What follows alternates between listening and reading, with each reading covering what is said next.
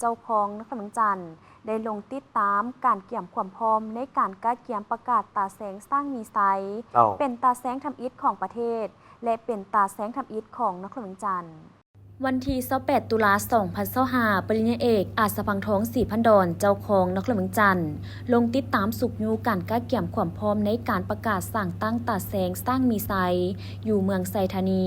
และเผยแพร่นิติกรรมปกครองท้องถิ่นและคำแนะนำการสั่งตั้งตาแสงโดยการต้อนรับของทานศิลปากรพรหมไสสีประธานคณะกรรมการปกครองเมืองไซธานีทานเวียงคำศรีหาโคตรเลขาผักเมืองมีบรรดาหัวหน้าแผนกการนครหลวงจันทร์หัวหน้าห้องการอ้อมข้างเมืองไซธานีเลขาหน่วยผักในบ้าน24บ้านในเป้าหมายขึ้นกับตาแสงสร้างมีไซเข้าห่วมท่านศิลปากรพรหมไสสีก็ได้ขึ้นรายงานการกัดเกี่ยมความพร้อมหอบด้านในการประกาศสั่งตั้งตาแสงสร้างมีไซว่าขอบเขตพื้นที่ของตาแสงประกอบมี24บ้านตามข้อตกลง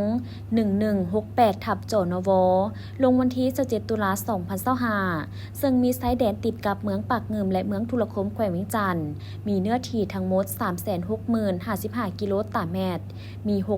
6,481 ครอบครัวพลเมือง 38,006 คนหญิง 19,117 คนด้านโครงประกอบการจัดตั้งบุคลากรผ่านมาได้สำเร็จการค้นคว้าและกำหนดโครงประกอบการจัดตั้งและบุคลากรของตาแสงประกอบมี10ฐานหญิง1ฐานในนี้ประธาน1ฐานรองประธาน2ฐานกรรมการที่เป็นหัวหน้าหน่วยงาน5ฐานหญิง1ฐานรองหัวหน้าหน่วยงาน2ฐาน